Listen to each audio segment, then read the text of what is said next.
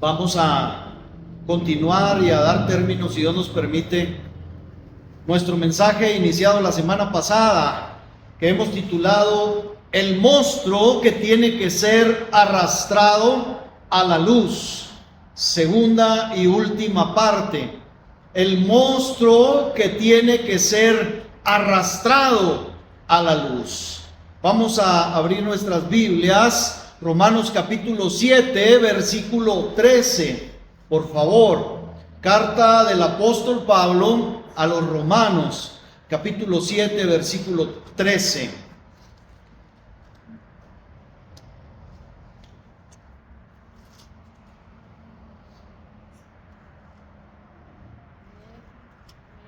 Dice así la palabra del Señor. Pregunta Pablo: luego lo que es bueno vino a ser muerte para mí. En ninguna manera, sino que el pecado, para mostrarse pecado, produjo en mí la muerte por medio de lo que es bueno, a fin de que por el mandamiento el pecado llegase a ser sobremanera pecaminoso. Que Dios bendiga su palabra. Como introducción, solo diré que no hay introducción en esta hora, porque hablamos lo suficiente. Hemos dicho en el primer punto que para muchos hombres el pecado no se muestra como pecado.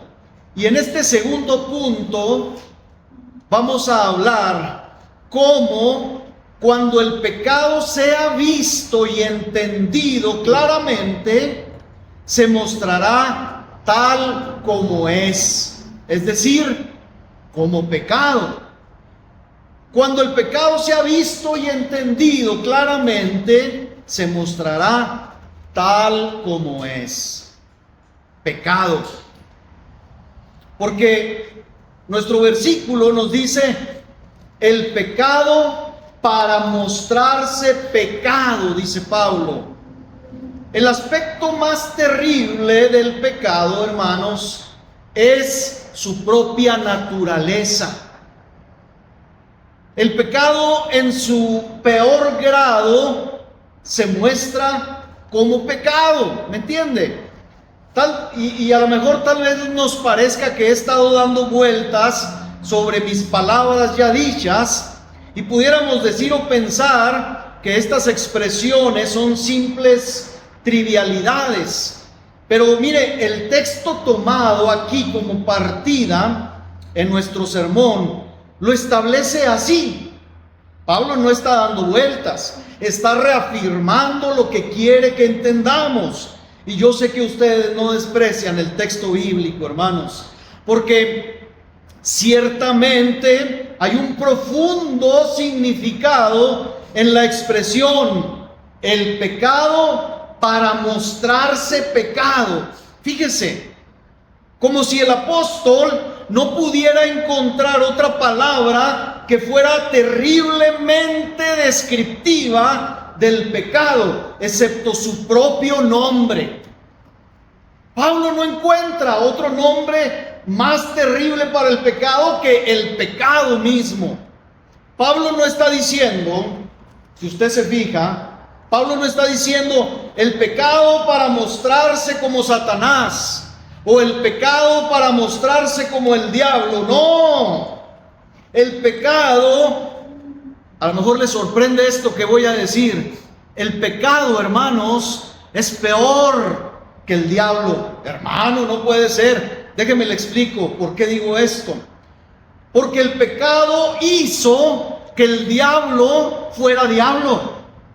¿Sí sabía usted eso? Satanás, como ser, como criatura de Dios, fíjese bien, no era lo que hoy es si no fuera por el pecado. Si leemos un poquito, nosotros sabemos que este ángel creado por Dios, serafín, querubín, protector, como dicen los profetas, había sido creado con perfección, con hermosura, dice la Escritura. Pero el pecado entró a su vida y lo convirtió en lo que ahora nosotros conocemos, en un diablo, en un acusador, en un ser despreciable. Esto es lo que hace el pecado. Entonces, para que más o menos entendamos, el pecado es todavía peor que el infierno, porque es el aguijón de ese terrible castigo. En el infierno la gente lamentará por su pecado. Créalo. Ahora, Pablo tampoco dice el pecado para mostrarse locura. No dice así. Y aunque ciertamente el pecado es falta de cordura, es, ¿cómo le podemos decir? Demencia moral. Es por mucho peor que eso el pecado. Es tan malo que no hay nombre para él excepto el suyo propio, pecado. Y este es el motivo de este sermón, o el objetivo más bien de este mensaje. Que nosotros no llamemos de diferentes formas al pecado, sino como lo que es pecado. Aquí yo le puse monstruo, porque tenemos que verlo como tal. El pecado es monstruoso. Un poeta que quería mostrar cuán malo es, o cuán malo es visto el pecado en la presencia del amor redentor, solo pudo decir: al explorar las heridas de Cristo, el pecado se muestra tal como es. Fíjese, este poeta, para poder encontrar lo sucio y terrible y monstruoso del pecado, dijo: cuando miro las heridas, cuando exploro detenidamente las heridas de Cristo, el pecado lo puedo ver tal como es. Es decir, que si nos detenemos y escudriñamos al Cristo crucificado, encontraremos en ese cuerpo lastimado hasta lo sumo las consecuencias de ese gran mal que nos aqueja sobre el cuerpo del inocente Cordero de Dios. ¿Quiere ver qué hace el pecado? Mire a Cristo. Queremos ver las consecuencias horrorosas del pecado. Miremos al Señor. ¿Por qué la Escritura nos dice que hemos de presentar a Cristo y a este crucificado? ¿Por qué? Pues porque, hermanos, si no nos conmueve, si no, hermanos, vemos las consecuencias de este terrible mal que aqueja a toda la humanidad, nada nos va a conmover, nada. Si necesitamos un ejemplo de lo que Pablo quiere decir, podemos encontrar ejemplo en Judas, a Judas Iscariote. Si quisiéramos describir a Judas, y si yo les preguntara: a ver, hermanos, deme ejemplos de Judas, podríamos decir que fue un traidor, que fue un ladrón y uno que entregó sangre inocente, pero terminaríamos diciendo que fue un Judas. ¿Me entiende? Eso nos da todo en uno. Nadie podría igualar en vileza a un Judas. Si quisiéramos que un hombre sintiera el horror por el asesinato, fíjese, escuche esto. No queremos que al asesino se le muestre aquella acción terrible que hizo como un homicidio accidental. ¿Ha escuchado esta frase? ¿Dónde la escuchamos? En los tribunales, de boca de muchos abogados. No fue un homicidio imprudencial, no, fue un homicidio accidental. Podemos decir que fue suavizando, diciendo, destruiste una vida. O podemos decir, eso que hiciste fue cruel, fue crueldad.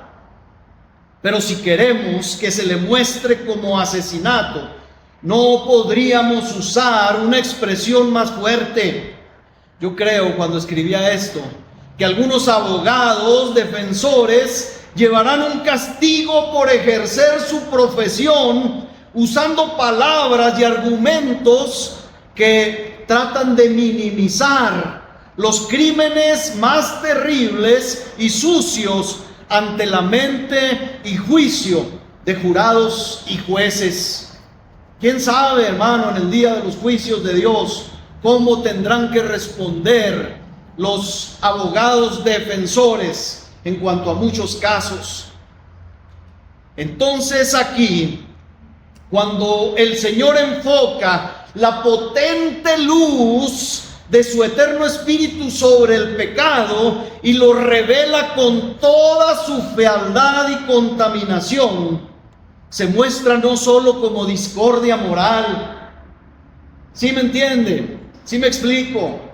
Pablo no está diciendo el pecado para mostrarse como discordia moral, como desorden, como deformidad o como corrupción. No, Pablo está diciendo, sin más ni menos, que el pecado para mostrarse como es, ha de llamarse como es, pecado. El pecado, dice Thomas Brooks, un pastor puritano inglés y teólogo, por cierto, nacido en el 1608, dice: el pecado es la cosa que Dios más aborrece. Llevó a Cristo a la cruz, condena las almas, cierra el cielo y además puso los cimientos para el infierno, dice este teólogo. Y es que, hermanos, hay personas que ven al pecado como una desgracia, y aunque lo es, esto se queda muy corto de la perspectiva correcta y ciertamente muy lejos de ella. Cuán comúnmente escuchamos que un tipo de pecador es llamado un desgraciado, un desafortunado, y esto indica una moralidad muy baja, muy laxa, muy relajada. Verdaderamente es una calamidad ser un pecador, pero es algo más que una calamidad. Y quien solo ve al pecado como su desgracia, no lo ha visto como corresponde para ser salvado. Y ese es uno de los problemas más serios, cuando no vemos las cosas bajo la óptica correcta, hermano. Pablo, a través del Espíritu, nos está diciendo: el pecado ha de verse como tiene que verse, porque si no se ve como debe de verse, entonces no nos lleva a la gracia perdonadora. ¿Por qué? Porque siempre nos estamos excusando. Ya hablamos bastante de eso la semana pasada. Otros han llegado a verlo como una necedad, el pecado, y para ellos cada pecador es un necio. Y mire, necio es el propio nombre que Dios da algunas veces a un pecador. Esto es muy comúnmente usado a lo largo del libro de los Salmos o de los Proverbios. Pero con todo eso, el pecado es más que una necedad. No es una simple falta de entendimiento o de juicio equivocado. Es una elección voluntaria y a sabiendas del mal. Contiene malicia para con Dios, que es bastante peor que la estupidez. Y discúlpeme usted la palabra. El pecado es malicia para con Dios. Ver el pecado, por tanto, solo como necedad, pues es algo bueno, pero no es algo que contenga gracia ni algo que salve. ¿Me entiende? ¿Cuántas veces nosotros no le dijimos a nuestros hijos: no seas necio? Pero el hijo se acostumbró a que la palabra necio pues es como nada. Incluso cuando Jesús habla acerca de decir necio a tu hermano, Jesús aplica una carga tremenda a esa palabra. Dice que cuando nosotros decimos necio, podemos ir al infierno.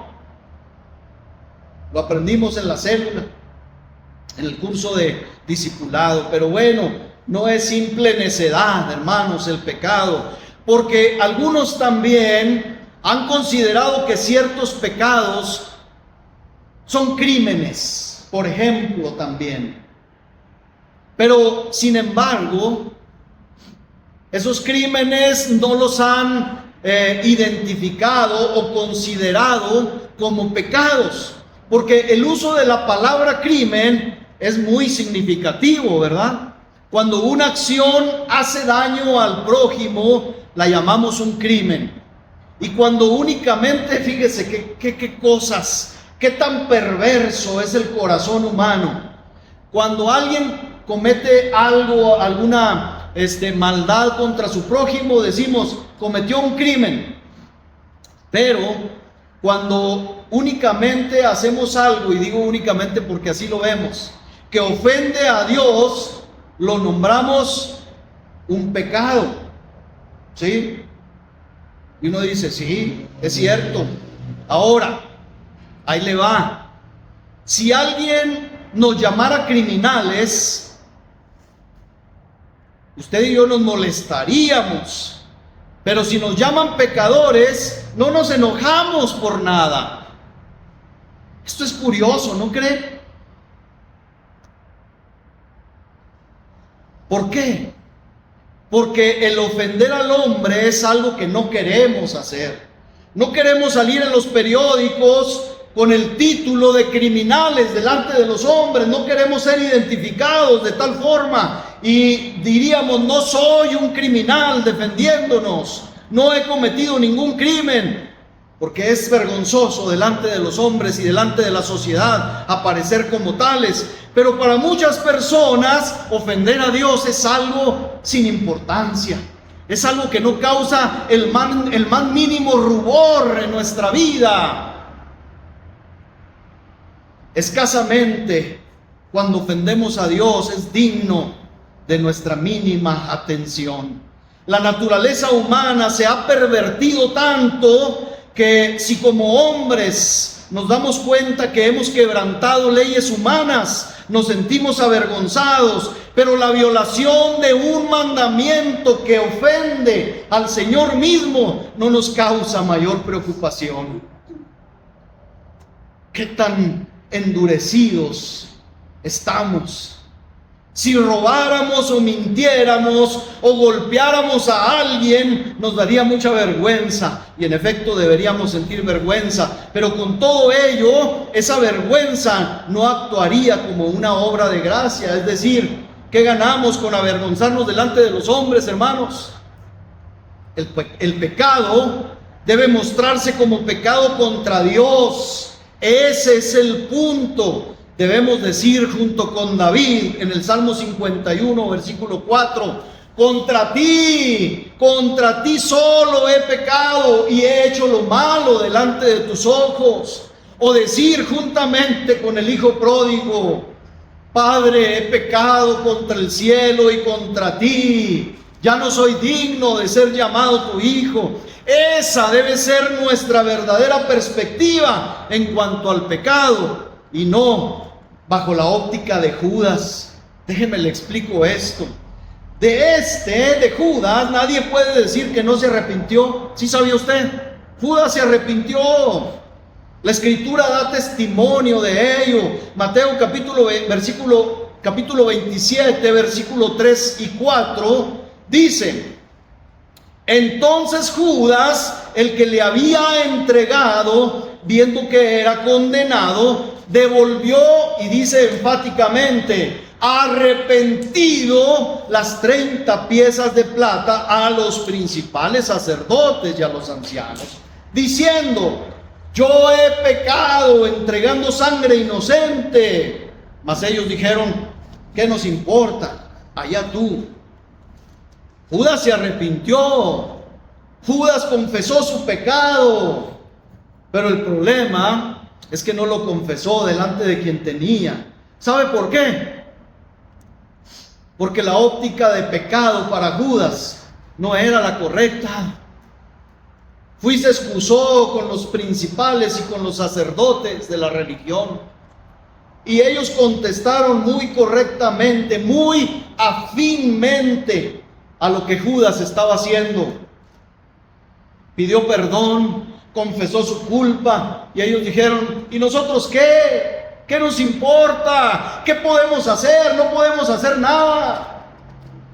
Judas quería limpiar su conciencia, su corazón, por medio de una excusa de los principales. Al fin, hombres, tenemos, hermanos, que tomar esto tan seriamente, que tenemos que ser conducidos con toda la vergüenza e ignominia del mundo delante de quien hemos ofendido, delante del Señor. Oremos que el Señor nos lleve a confesar nuestras transgresiones tal como lo que son, pero delante de quien ofendimos, porque solo ahí hay esperanza de alcanzar misericordia. Ahora, hermanos, aquí quiero pedirle que ponga mucha atención. Pensemos cuán odioso y detestable es el pecado. Nuestras ofensas se cometen contra una ley que tiene su base en lo recto y puro del corazón de Dios. Romanos 7:12 dice: de manera que la ley a la verdad es santa, y el mandamiento es santo, justo y bueno. La ley de Dios es la mejor que pueda haber sido dictada y concebida.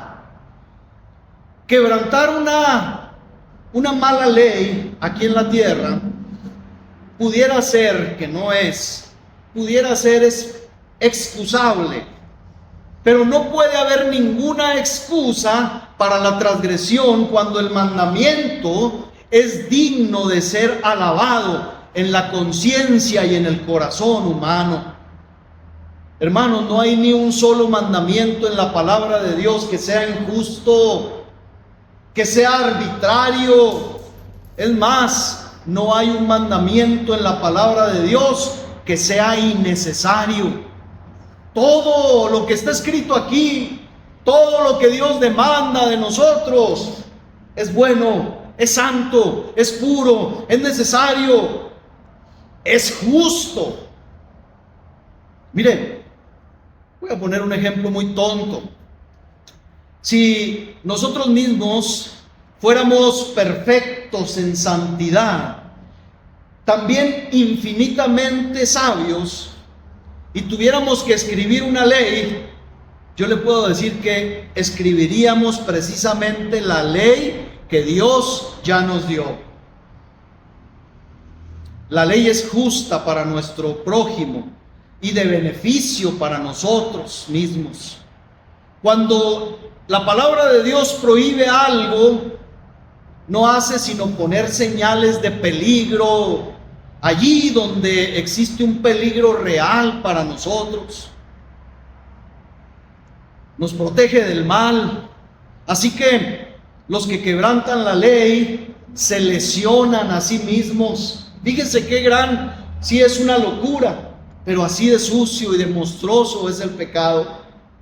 Cuando nosotros quebrantamos los mandamientos de Dios, nos estamos haciendo daño, nos estamos lesionando a nosotros mismos. ¿No fue eso lo que le dijo el Señor a Pablo cuando lo tumba de la cabalgadura? Le dijo: ay, Pablo, dura cosa te es dar patadas contra el aguijón. Te estás lastimando, Saulo. Te estás haciendo daño a ti mismo. Miren, le voy a poner otro ejemplo. Podemos nosotros renegar por las largas filas que los semáforos ocasionan en la ciudad. ¿Cuántos de ustedes a la hora pico, si salen a trabajar a las 8, 9 todavía de la mañana, a veces nos quejamos cuando llegamos a un semáforo y tenemos que esperar 2 o 3 veces que la luz verde se encienda, que pase una hilera de carros? Y nos fastidia esto. Pero nosotros sabemos, yo creo que todos sabemos esto, que proveen los semáforos seguridad y resguardo, ¿verdad?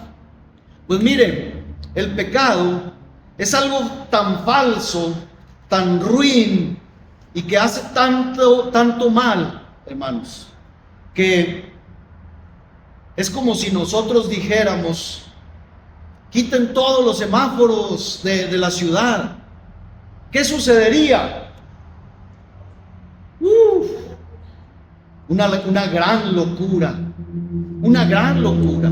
Habría problemas, habría daños, no solamente a terceros, sino a primeros y a segundos y a cuartos y a todos, ¿verdad? Como dicen los seguros.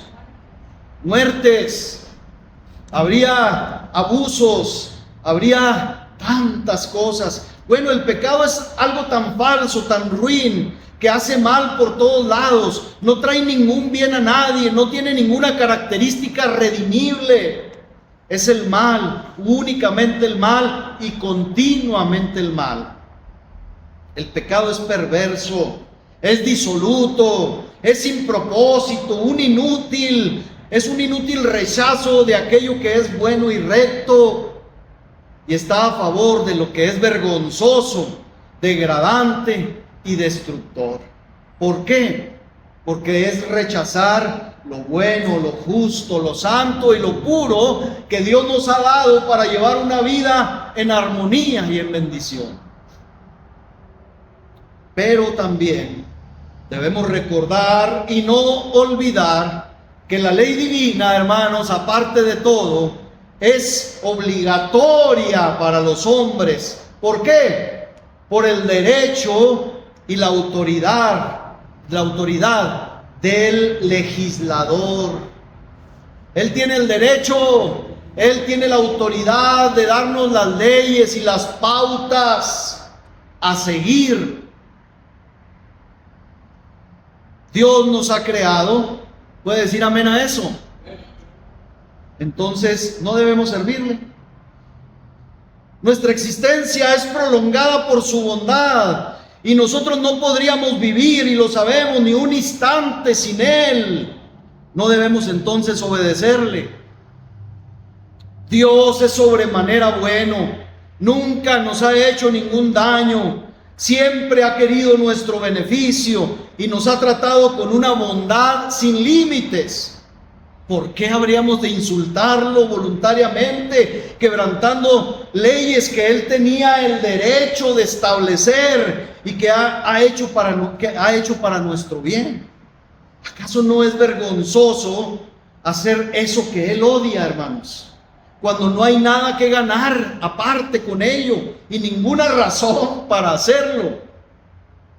Quiera el santo Dios que cada corazón pueda escuchar su lamento a través de las Escrituras y su queja, porque hay pasajes, hermano, que debieran conmover nuestro corazón y que por falta de óptica de este mal, hermanos, leemos como si fuera el periódico del día de hoy.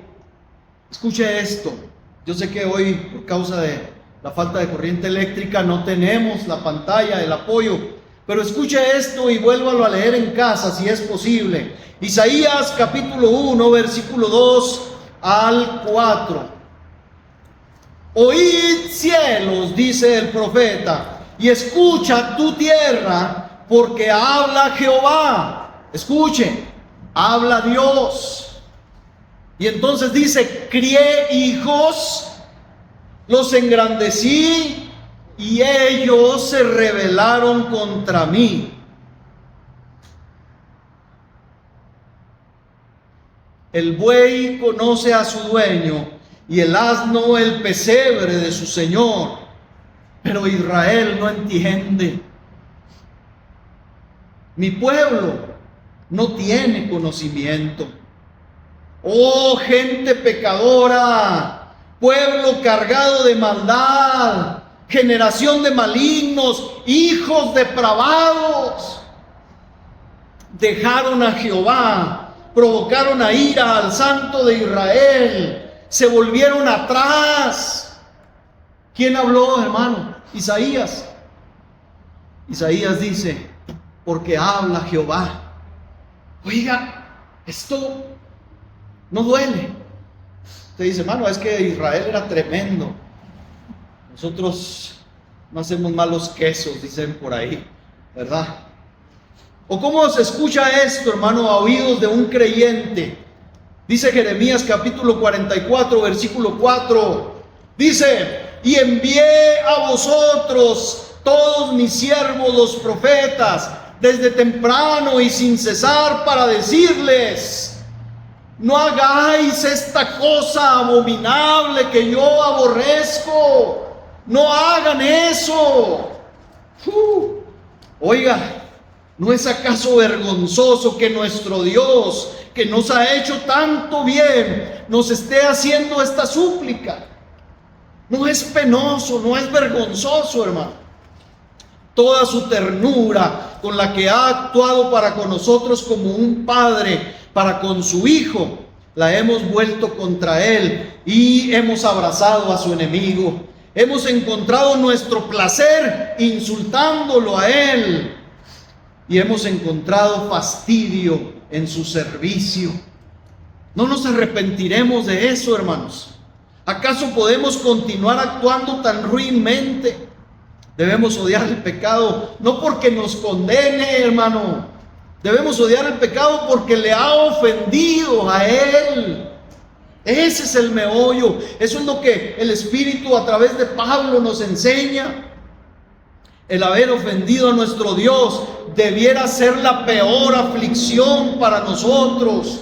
El corazón regenerado por gracia ha de sentir una profunda simpatía por Dios en relación al trato ingrato que ha recibido de nuestra parte.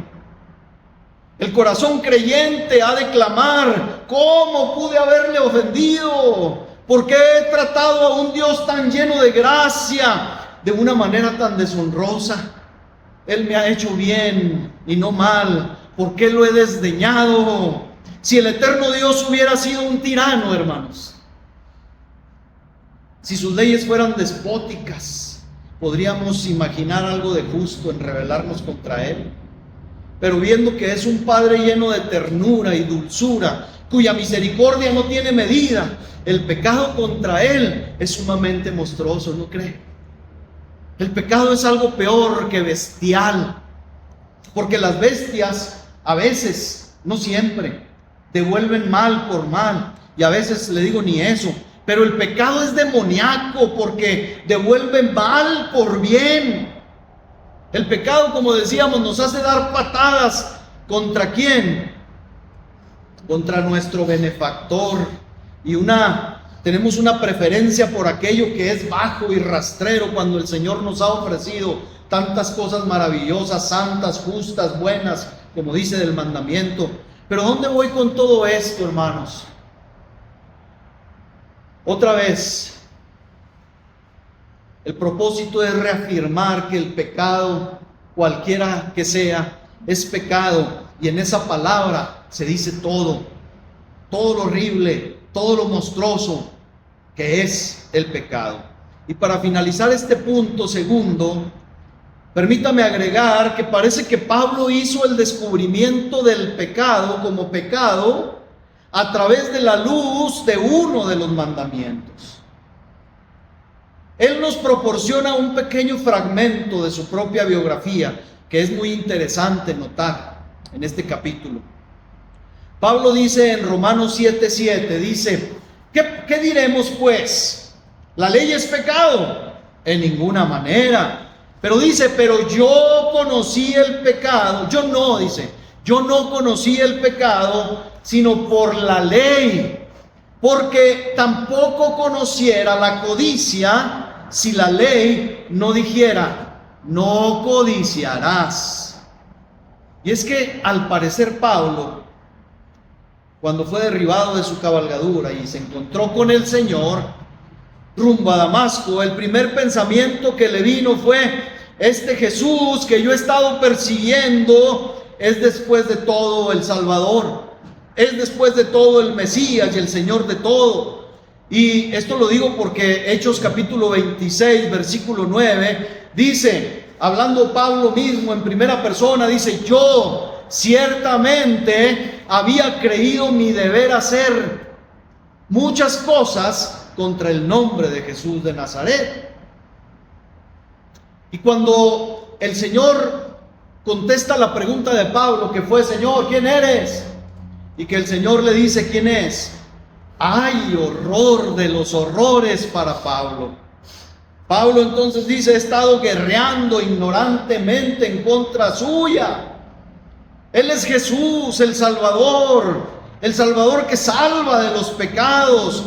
Pero yo creo que Pablo dijo: bueno, pero si yo soy fariseo de fariseo, si yo soy la crema innata de la ley, a quien creo servir, ¿qué son los pecados? Yo creo que Pablo dijo: ¿qué son mis pecados? ¿Dónde he quebrantado esa ley o esos mandamientos? Y mire, en su ceguera, yo creo que Pablo en su mente recorrió involuntariamente hasta los 10 mandamientos, y mientras consideraba cada uno de ellos con un juicio iluminado a medias, exclamó: a ver, yo no he matado. Y luego yo creo que palomeó en su mente, dijo: no matarás, estoy libre de eso. ¿Qué otro mandamiento tenemos, hermano? No he adorado a dioses ajenos delante de Dios. Vámonos. Lo palomeó. Y así estuvo pasando de todas las leyes y mandamientos. Pero de repente, cuando llega al mandamiento: no codiciarás, Éxodo 27:17, como un relámpago, como si un relámpago hubiera partido en dos su espíritu, Pablo vio su pecado y confesó que había sido culpable de deseos desordenados. Porque dice Romanos 7 y 8: ¿qué diremos pues? ¿La ley es pecado? En ninguna manera. Pero yo no conocía el pecado sino por la ley, porque tampoco, dice, conociera la codicia, si la ley no dijera: no codiciarás. Mas el pecado, tomando ocasión por el mandamiento, produjo en mí toda codicia, porque sin la ley el pecado está muerto. ¿Se fija? Pablo, usted dice: hermano, pues es que Pablo, así como usted está poniendo ejemplos, Pablo tomó un ejemplo al azar. No, hermano, la Biblia no habla al azar. Pablo mezcla su experiencia espiritual, su encuentro con Dios y la influencia, el soplo del Espíritu, para dejarnos ejemplo a nosotros y a toda la posteridad. Pablo dice: yo no conocía la codicia, pero cuando me encuentro con el Señor, me revela que he estado pecando y que soy codicioso. No conocía que era codicioso, pero cuando me encuentro con el Señor, empiezo a aborrecer lo que soy y mis prácticas, la codicia. Él no hubiera conocido la codicia si la ley no dijera: no codiciarás. Ese descubrimiento le quitó el velo de todos sus demás pecados. El orgulloso fariseo se convirtió en un humilde penitente que tuvo que ser tomado de la mano y llevado a donde no quería y no sabía. Y quien hasta ese momento se creía intachable, exclamó, o llega a exclamar: yo soy el primero de todos los pecadores. ¿Se fija la diferencia cuando uno ve al pecado como lo que es? Voy a concluir este punto para darle al tercer y último punto. Hermanos, roguemos a Dios que por algún medio nos envíe ese mismo rayo de luz a cada una de nuestras almas, para que nos permita ver el pecado como pecado y así nos guíe a la santidad sin la cual nadie verá al Señor. Y voy a necesitar, hermanos, su mejor atención, yo sé, para el tercer punto, que es este. El tercer punto es: la monstruosidad del pecado se ve más claramente o se nota más cuando pervierte las mejores cosas para propósitos letales, para propósitos de muerte. Porque nuestro texto dice: sino que el pecado, para mostrarse pecado, produjo en mí la muerte por medio de lo que es bueno, a fin de que por el mandamiento el pecado llegase a ser sobremanera pecaminoso. El pecado, para mostrarse pecado, produjo en mí la muerte, dice, por medio de lo que es bueno. Y uno ahí a veces como que entra en confusión, pero es evidente que nosotros somos atrozmente depravados. ¿Sabe por qué? Porque hacemos el peor uso concebible de las mejores cosas. Escuche, hacemos el peor uso posible de las mejores cosas, y estoy hablando de las bendiciones que Dios nos otorga. Aquí está la ley de Dios, hermano, que nos fue dada, ordenada para vida. Porque Pablo dice también en Romanos capítulo 10, versículo 5, dice, porque de la justicia que es por la ley, Moisés escribe así: el hombre que haga estas cosas, ¿qué hace? ¿Qué va a pasar? Vivirá por ellas. ¿Sí me entiende? Entonces, hermano, ya dijimos, el mandamiento es justo, bueno, santo, puro. Si hacemos esto, vivimos por la gracia de Dios. Sin embargo, ahí le va. Sin embargo, esta ley de vida es desobedecida, como dijimos ahorita, intencionalmente, de tal forma que el pecado convierte a la ley en un instrumento de muerte. El pecado que está en nosotros, cuando oye el mandamiento, inmediatamente resuelve quebrantarlo. ¿No se ha fijado que es una extraña tendencia perversa de nuestra naturaleza? Que hay muchas cosas que codiciamos de inmediato, tan pronto como nos son prohibidas. Esa perversión se nota mucho más en un niño inocente y puro, pero que a cierto tiempo de su vida se le empiezan a notar, o se le empieza a notar la herencia de nuestros primeros padres. Es muy, muy conocido. Hay momentos en que un niño puro, hermoso, inocente, se le empiezan a notar esos rasgos, esas características de nuestros primeros padres, la herencia del pecaminosa.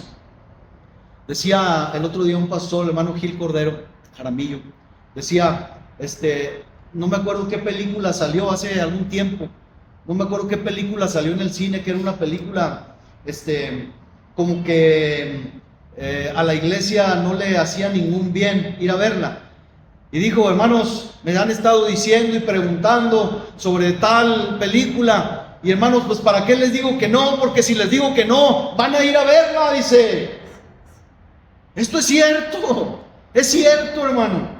Esa es la tendencia humana. Sabemos lo que dice la Escritura, sabemos lo que es bueno y lo que es malo, pero si nos dicen no lo hagas, lo vamos a ir a hacer. Lo vamos a ir a hacer. Así que no puede ser diferente. Si en un niño se empieza a notar, hermano, no puede ser diferente en los adultos, sino aún más radicalizado el problema. Hemos notado alguna vez en relación a las leyes terrenas de los hombres que cuando se prohíbe una cosa, las personas comienzan a desearla. Esto es común. ¿Por qué? Debido a que ciertas leyes son prohibitivas, entonces es cuando el hombre resuelve rebelarse. Nuestra naturaleza común da patadas contra las restricciones. Si nos impiden hacer algo, entonces lo haremos.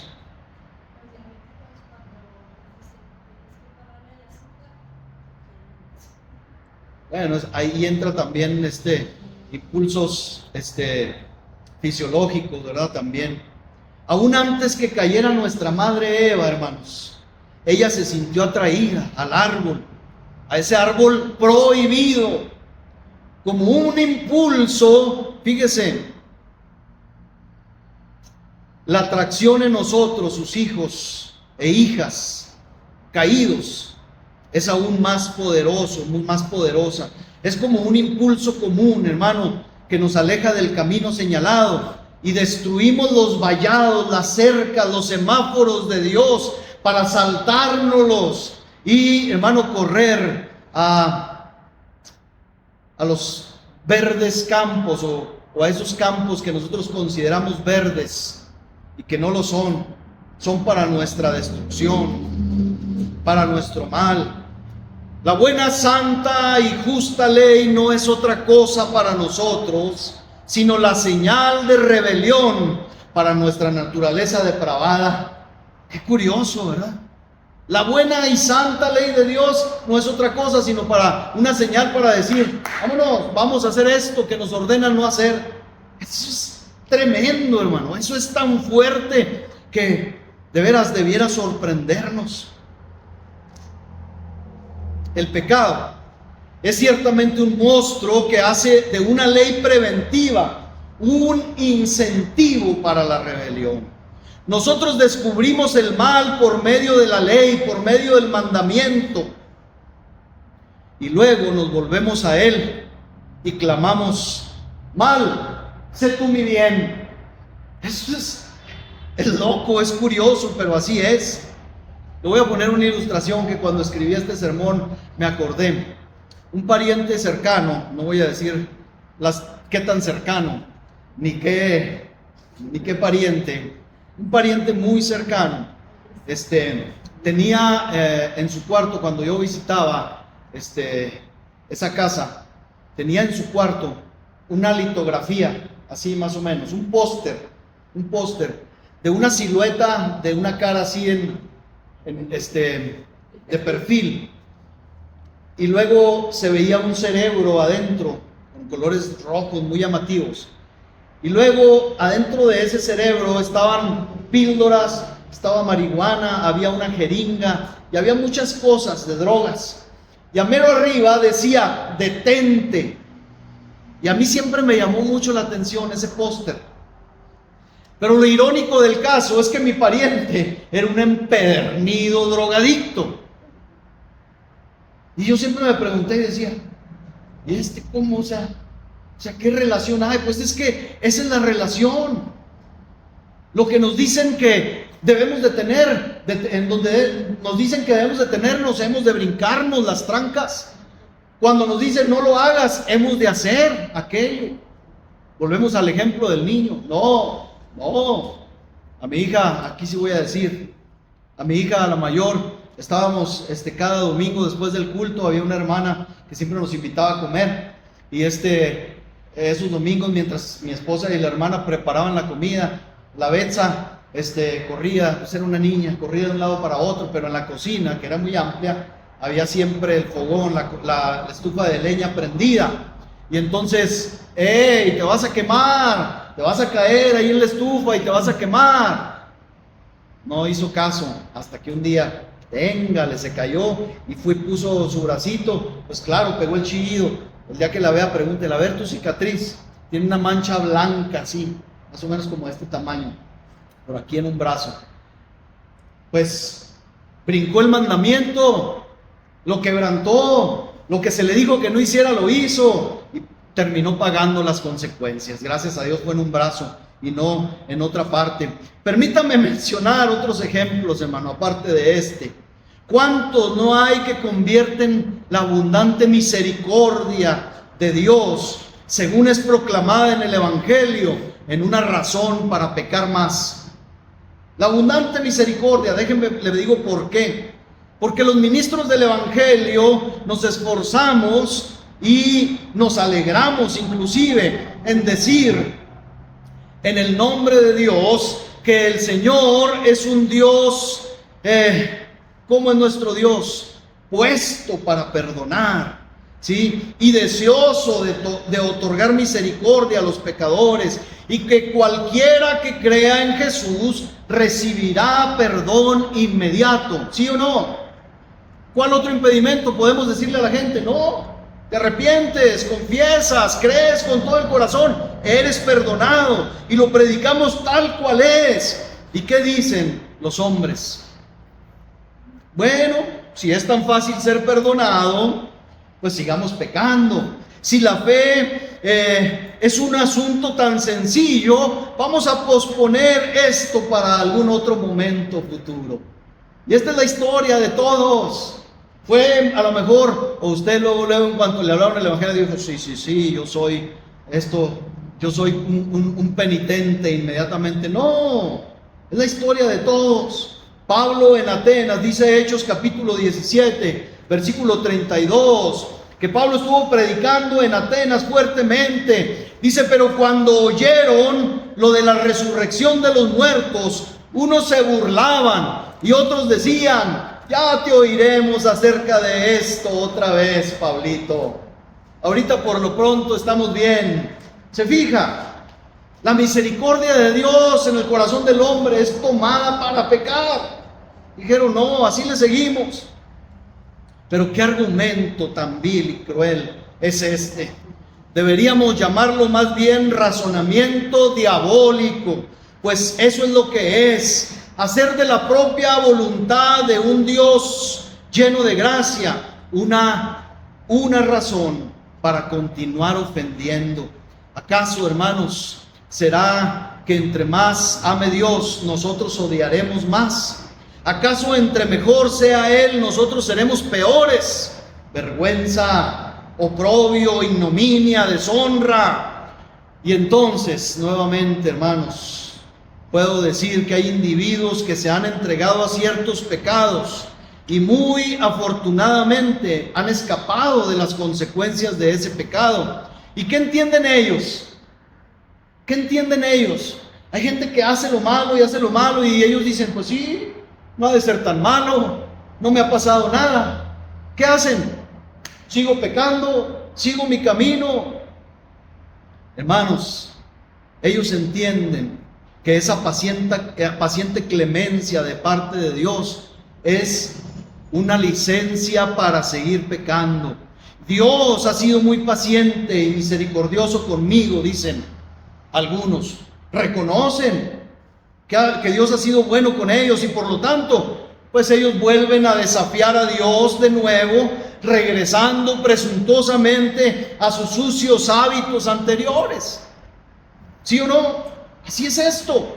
Hay quienes sueñan, incluyendo cristianos, que tienen inmunidad para transgredir y aún se jactan de que Dios nunca los castigará sin importar cómo actúen. Sí, hay cristianos que se ríen y que dicen: no seas religioso, ¿a qué tanta religiosidad? No sea fanático, Dios no quiere fanáticos. Ojalá fuéramos tan fanáticos que aborreciéramos el pecado como quiera que se llame. El hermano Pablo habla, o más bien Pablo no está diciéndonos que hay pecados chicos o grandes, como decíamos la semana pasada. ¿Quién nos autorizó para dividir los pecados en capitales, en veniales, en chiquitos, en pequeños, con colores y hermano, armonía? Nada de eso es cierto. El pecado siempre será pecado. Número 2, el pecado se muestra pecado ciertamente cuando la paciencia que debe llevar al arrepentimiento es precisamente como una licencia para ofender aún más.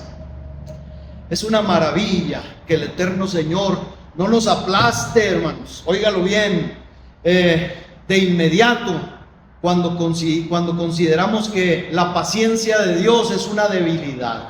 ¡Qué tontos! ¡Qué tonto pensamiento, hermano! ¡Qué tonto pensamiento cuando creemos esto, que la paciencia de Dios para con nosotros es una debilidad de Él y hacemos de su misericordia la base para desobedecer más! Miremos nuevamente a miles de prósperos pecadores cuyas riquezas les sirven de medios para pecar. Ellos tienen todo lo que el corazón pueda desear, económicamente, materialmente hablando, y en vez de estar doblemente agradecidos con Dios, se vuelven insensatos y orgullosos y no se niegan ningún placer para ellos, para pecar. Las bendiciones confiadas a ellos, económicamente hablando, se vuelven sus maldiciones, porque ellos ministran su arrogancia y mundanalidad. Vuelven sus maldiciones en maldiciones. Sus bendiciones en maldiciones, perdón. Ellos hacen la guerra contra Dios con armas de su propia armería. Ellos son consentidos de la providencia, sí, pero luego ellos consienten más sus propios pecados. La abundancia de pan, hermanos, es a veces, demasiado a menudo, engendra menosprecio hacia Dios. No siempre, pero la abundancia de pan, que es una bendición de Dios, a veces genera precisamente menosprecio hacia Dios.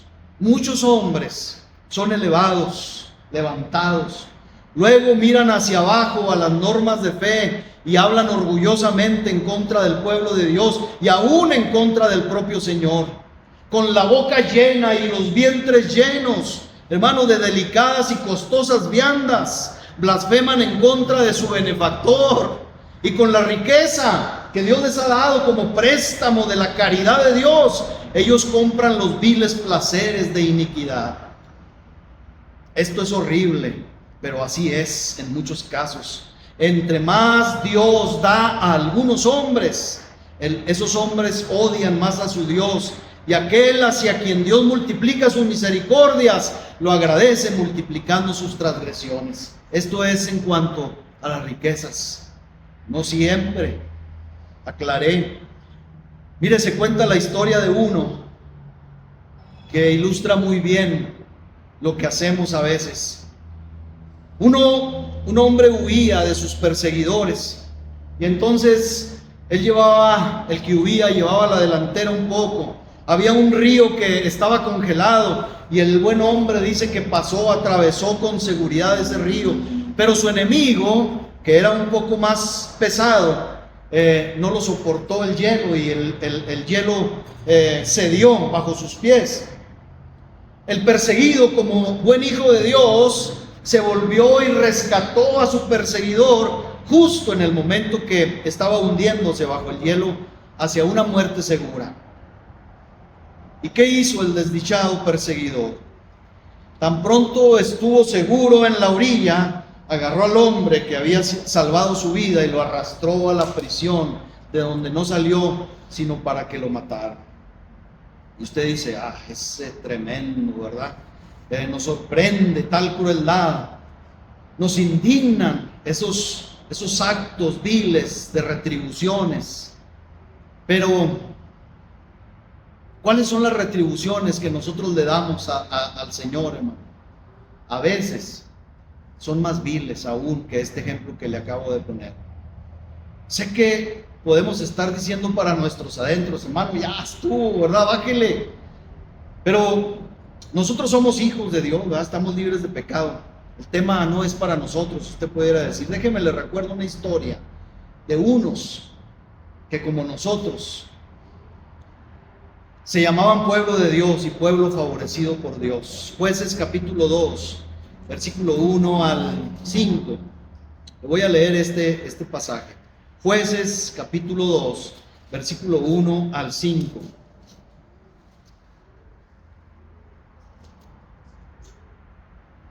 Ya voy a terminar. Dice: el ángel de Jehová subió de Gilgal a Boquim y dijo: yo os saqué de Egipto. Fíjese lo que dice el Señor. Yo os saqué de Egipto, los introduje en la tierra de la cual había jurado a vuestros padres, diciendo: no invalidaré jamás mi pacto con vosotros, con tal que vosotros no hagáis pacto con los moradores de esta tierra, cuyos altares habéis de derribar. Mas vosotros no habéis atendido a mi voz. ¿Por qué habéis hecho esto?, le pregunta el Señor.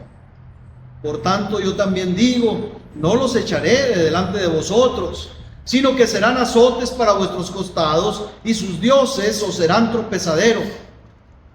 Cuando el ángel de Jehová habló estas palabras a todos los hijos de Israel, el pueblo alzó su voz y lloró, y llamaron el nombre de aquel lugar Boquim, llanto quiere decir, y ofrecieron allí sacrificios a Jehová. Hermanos, yo sé que estos temas nos incomodan. Yo sé que nos sorprende que yo hable tanto de un tema tan terriblemente humillante, pero recordemos un poquito nuestras vidas pasadas y nuestra continua ingratitud para con Dios. Yo le puedo asegurar que si vemos las cosas bajo esa óptica, convertiríamos este lugar en un vasto Boquim, o en un lugar de llanto, y mezclaríamos nuestras lágrimas con expresiones de profunda vergüenza y autoaborrecimiento por nuestros tratos con Dios. Escuchemos al Señor decirnos: cada vez que devolvemos mal por bien, no habéis atendido a mi voz. ¿Por qué habéis hecho esto? Como dice el versículo 2.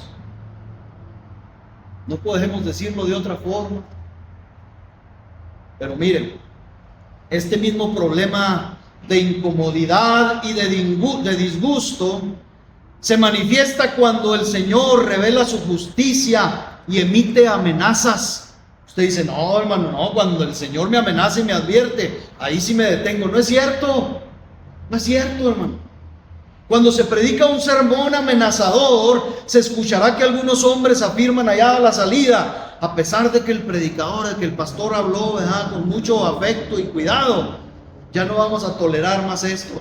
¿Cuántos conocidos cristianos conocemos, valga la redundancia, así, que dicen: no, es que son demasiado severos, ¿verdad?, no están a la onda cristiana, ya ese tiempo de estar refiriendo el pecado y el infierno y estas cosas ya no son asuntos de hoy.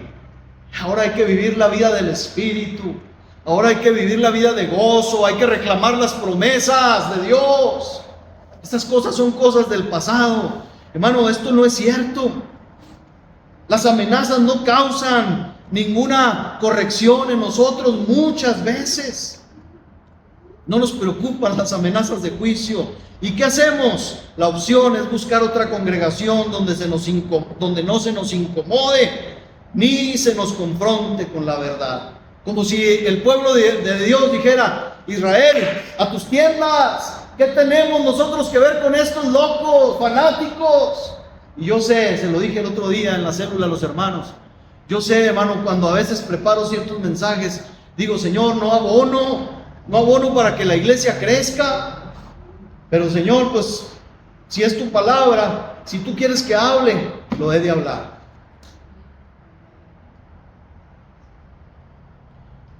Sin embargo, hermano, yo sé que salir corriendo no será la solución. Si ponemos a prueba al hombre, ahora vamos al ejemplo contrario. Las amenazas no funcionan. ¿Qué tal con la ternura y el amor y los cuidados de Dios? Le hablamos del amor de Dios a la gente, se endurece la gente. El evangelio, dice Pablo, endurece a algunos y se convierte en olor de muerte para muchos. Y entonces se cumple nuestro texto, porque el pecado confirma su monstruosidad, haciendo del evangelio amoroso de salvación una razón para una condenación más profunda. Eso es lo que Pablo dice.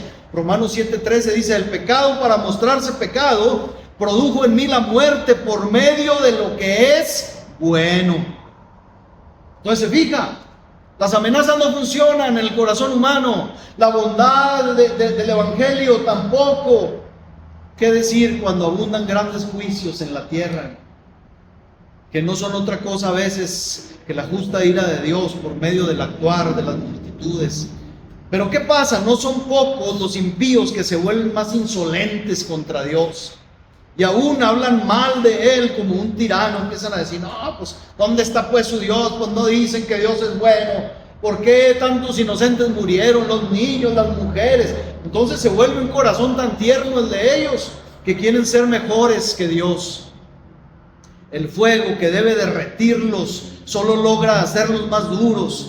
Ellos desafían los terrores de Dios, y al igual que Faraón preguntan: ¿quién es Jehová? ¿Se acuerda? Le dijeron a Moisés y Aarón, le dijeron a Faraón: Jehová dice que dejes ir al pueblo. ¿Quién es Jehová?, dijo Faraón.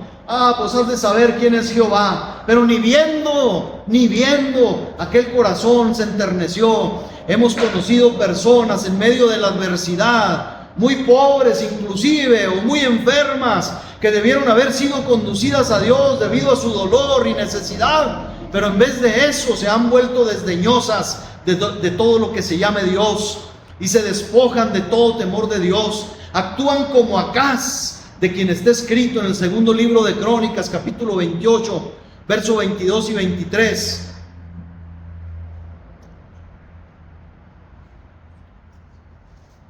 Segundo libro de Crónicas 28, 22 y 23. Dice: además el rey Acaz, en el tiempo que aquél le apuraba, añadió mayor pecado contra Jehová. Oiga, Acaz estaba problemado, lo estaban asediando el rey de Asiria. ¿Y qué hizo? ¿Se arrepintió? No, añadió más y más pecado al pecado que ya había. ¿Por qué? Dice el versículo 23: porque ofreció sacrificios a los dioses de Damasco, que le habían derrotado, y dijo: pues que los dioses de los reyes de Siria les ayudan, yo también ofreceré sacrificios a ellos para que me ayuden. Bien que fueron estos su ruina y la de todo Israel. Es una locura, es un desvarío constante. La vara no los ha separado del pecado, se fija, sino que por los latigazos se han hundido en un peor estado. Su medicina se ha vuelto su veneno. Entre más han podado el árbol, menos fruto han producido. El arado solo ha tornado el campo más estéril. Y eso que a menudo ha demostrado ser tan grande bendición para los creyentes, muchas veces ha sido un total desperdicio en nosotros, hermano. Hay algunos datos, yo no había leído esto, ya voy a terminar. Hay algunos datos, hermanos, yo leí que estos datos indican que los egipcios estaban acostumbrados, fíjese, a celebrar sus festividades desenfrenadas en presencia de un cadáver. Cuando hacían fiestas así feas, donde se tiraban a todo, orgías y borracheras, dicen que los judíos ponían un cadáver en medio de la fiesta. Los egipcios. Yo no había leído esto y me sorprendió mucho. Y dicen que esto no era para moderar su alegría, ¿no? ¿Sabe para qué lo hacían? Para volverse más licenciosos, más glotones, más borrachos, porque decían para dentro de sí: igual que pronto vamos a estar. Así que pues vamos dándole rienda a todo esto. Y hermanos, terriblemente triste es que los ataúdes y los funerales debieran ser buenos sermones para los creyentes, pero muy pocas veces lo son para aquellos que han adoptado el corazón de un endurecido sepulturero. A veces nos comportamos como sepultureros. Vamos a un funeral y en vez de meditar profundamente nuestra vida, de que un día vamos, o pronto, mañana, no sé, vamos a estar de igual forma, hermano, nos comportamos duramente como un sepulturero. Esto es pan de todos los días, vámonos al hoyo. ¿Cómo dice el dicho ese? El muerto al hoyo y el vivo al gozo. Así nos comportamos. Esto es pan de todos los días muere gente, claro, pero el día de mañana, hoy, podemos ser tú y yo. Eso es lo terrible. Hay una extraña situación que viven algunos hijos. Ahí le va, yo lo sé. Algunos hijos de padres piadosos, que como hijos e hijas de Adán anhelan comer del árbol de la ciencia del bien y del mal. Esos cuidados que sus padres han tenido para preservarlos de la tentación y del mal, se vuelve enfadoso en ellos, menosprecian el redil y anhelan ir con el lobo. Se sienten infelices por no haber nacido en medio del libertinaje y no haber tenido al crimen por autor, o por tutor más bien. Muchos corazones de padres han sido rotos por este capricho de la depravación, por esta temeraria ambición de mal. El hijo joven tiene el mejor de los padres y sin embargo no se puede estar quieto hasta haber ganado su independencia y haber caído hasta la categoría de mendigo en un país lejano, gastando todo lo que tiene con las prostitutas. Así dice la Escritura. Voy a terminar con este punto. Los hombres de nuestro tiempo viven en los tiempos en que abundan los cristianos, hermanos. Pero ¿qué efecto tienen los cristianos sobre los hombres? ¿Qué efecto estamos teniendo nosotros como iglesia allá afuera? Nosotros, a veces, la sal de la tierra y la luz de este mundo, incitamos al mal. Y usted dice: ¿cómo, hermano? Sí. Cuando la iglesia está dormida o adormecida, el mundo allá afuera dice: nosotros no creemos en su religión porque ustedes no actúan como si creyeran lo que predican. Tienen razón, ¿verdad? Pero si la iglesia se sacude, despierta y se aviva, ¿qué dice el mundo? Ándeles, así sí creo. No, si nos avivamos y despertamos y predicamos, somos un grupo de fanáticos. ¿Quién va a poder soportarnos nuestros desvaríos? Y nos dicen: creeríamos en su religión si no nos hubieran presentado, ¿verdad? Ese evangelio tan fanáticamente. Preséntenlo con respetuosa sobriedad, pero acompañada de ese entusiasmo fogoso. Es detestable, no queremos. ¿Se fija? Queremos, lloran o queremos llorar para que endechen y no lloran, no endechan. Queremos tocar para que bailen y no bailan. El pecado es así, hace esto en el hombre. Nada complacerá a los pecadores excepto sus pecados. El hombre irá en contra de Dios, ya que su propia naturaleza es enemistad con su Creador. ¿Qué sería del hombre? De verdad, ¿qué sería del hombre si pudiera desubicarse a sí mismo? ¿A qué me refiero? Si a nosotros nos fuera, hermano, dado el poder para voltear nuestra cabeza al revés y nuestros pies al revés, con el ombligo para adelante nomás, lo haríamos, se lo puedo asegurar. Así de tercos somos los hombres. El pecado, pues, es visto así, sumamente monstruoso. Esa planta, hermanos, yo creo que debe poseer gran vitalidad, porque crece cuando es desarraigada y cortada, vuelve a crecer. El pecado mata a los hombres mediante eso que fue ordenado para vida. El pecado convierte los dones del cielo en escaleras que conducen al infierno, porque he visto, hermano, hasta dones y ministerios que pudieran y debieran ser una bendición para el pueblo de Dios, y se convierten en escaleras que derriban a muchos, que hacen desistir a muchos creyentes. Así es el pecado. El pecado usa las lámparas del templo a veces para mostrar el camino de la perdición, y vuelve el arca del Señor, como en el caso de Usa, en el mensajero de la muerte. Concluyo: el pecado es ese extraño fuego que arde más fieramente cuando es mojado, encontrando combustible en el agua que tenía por objeto apagarlo.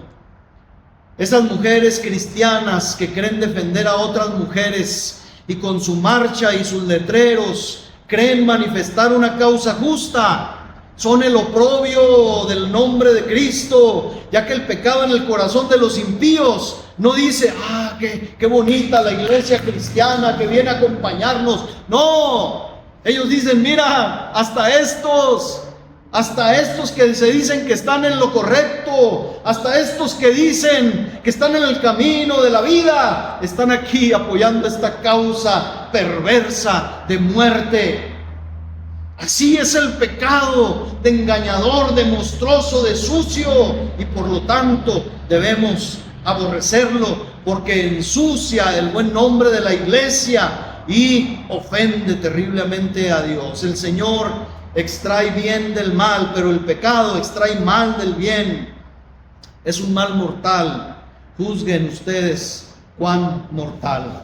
Oremos para reconocer, hermanos, su naturaleza, y así podamos aborrecerlo con todo el corazón. Que el Espíritu Eterno nos enseñe a conocer correctamente a este líder de todos los males, para que podamos huir de él. ¿Cuál es el sentido otra vez de este sermón? El sentido es este, hermanos. Hay en nosotros por naturaleza una propensión a pecar que tal vez no podamos vencer, y sin embargo debe ser vencida, porque de lo contrario no entraremos al cielo de Dios. Hebreos 12:14: seguid la paz con todos y la santidad, sin la cual nadie verá al Señor. Hemos aprendido que nuestras resoluciones para dominar el pecado son tan débiles como tratar de sujetar al Leviatán con un hilo y guiarlo con una cuerda. Gobernarnos a nosotros mismos mediante nuestras propias resoluciones en relación al pecado es como esperar sujetar a la tempestad y poner riendas a la tormenta. No puede prevenirse, ni el alma podrá ser limpiada de él mediante simples observancias externas y conceptos conformistas y mundanos. ¿Se acuerda cómo empezamos este sermón? Cada cabeza es un mundo, dijimos. El gusto se rompe en géneros. Eso piensas tú, pastor, pero yo pienso diferente. El gusto se rompe en géneros. Hermanos, no vamos a llegar muy lejos con este tipo de pensamientos. ¿Qué debe hacerse entonces? El hombre debe ser creado de nuevo. Estamos demasiado dañados, hermanos, para ser remendados. Debemos ser hechos nuevos, y para lavarnos no hay agua bajo los cielos ni encima de ellos que pueda quitar nuestras manchas. Pero hay una fuente llena con la sangre del propio Hijo de Dios, y quien es lavado allí será blanqueado, hermano. Acudamos a ella continuamente. Hay un Santo Espíritu que todo lo crea, que puede hacernos semejantes a Cristo Jesús en santidad, créalo. Pero aún nosotros, los que nos decimos creyentes, debemos saber que ser salvos solo se logra por un milagro de la gracia. Y si nuestra vida, escuche esto, si nuestra vida no comenzó ahí, por el milagro de la gracia de Dios, no lograremos ser libres del monstruoso pecado. Es que como batallo, dicen algunos. Estoy yendo a la iglesia y estoy batallando más. Pues claro, ir a la iglesia no es la solución. Recurre a la solución, no seas como Judas. Tenemos que acudir a la solución, a Cristo. Oremos para que todos pierdan totalmente la esperanza de ser salvados, excepto por el poder sobrenatural del Santo Espíritu. Que nadie mire sino solo a Él, que en el madero sangriento soportó la ira de Dios, pues hay vida en una mirada a Él. Y el que lo mire será salvo, salvo del poder del pecado, así como de su culpa. La fe en Jesús trae al Espíritu Santo con sus armas sagradas, que son invencibles en la guerra del corazón del hombre, y Él derribará las fortalezas del pecado, llevará cautiva la ambición, matará al enemigo del corazón. Solo así el pecado es obligado a mostrarse como lo que es, un monstruo, y solo así la gracia se mostrará gracia. El Espíritu Santo de Dios obtendrá la victoria y nosotros seremos salvos. Dios nos conceda que esta sea la experiencia de todos nosotros, hermanos. Amén. Póngase de pie.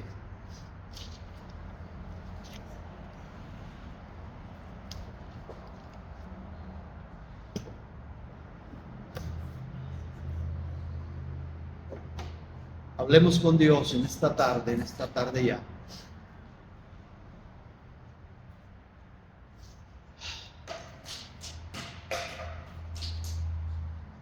¿Qué nos queda, Señor? ¿Cómo levantar nuestra cabeza, Señor, ante esta palabra? ¿Cómo objetar? ¿Cómo renegar? ¿Cómo decir, Señor, que estamos libres de el tema tratado, Señor, estas semanas? No podemos hacerlo, Señor, porque aunque un día sucedió el milagro en nosotros, hemos perdido un poco la visión, Señor, en nosotros. La condición de los de allá afuera, Señor, es terriblemente trágica, pero hoy, Señor, nosotros nos presentamos ante ti. ¿Cómo es nuestra condición, Señor? ¿Cómo ves tú la condición de tu pueblo? ¿Cómo ves la condición de tus ministros? ¿Cómo ves la condición, Señor, de nuestro corazón cuando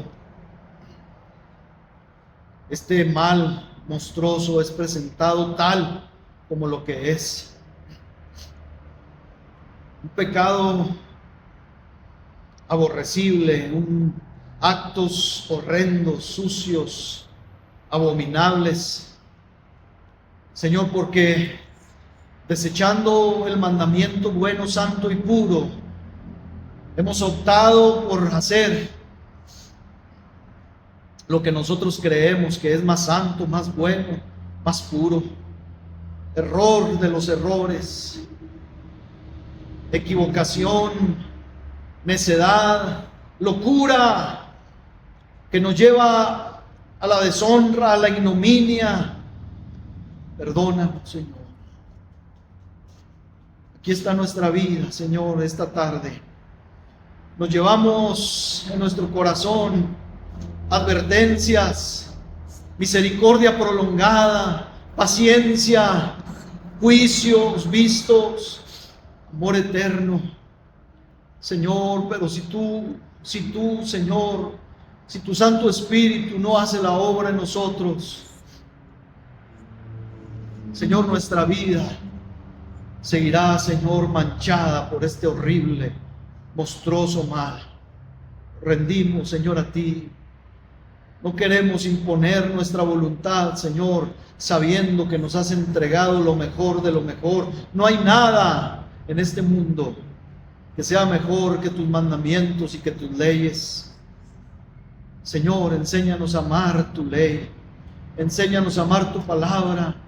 Porque, Señor, si amamos tus leyes, si amamos tu palabra, te amaremos profundamente, Señor, a ti.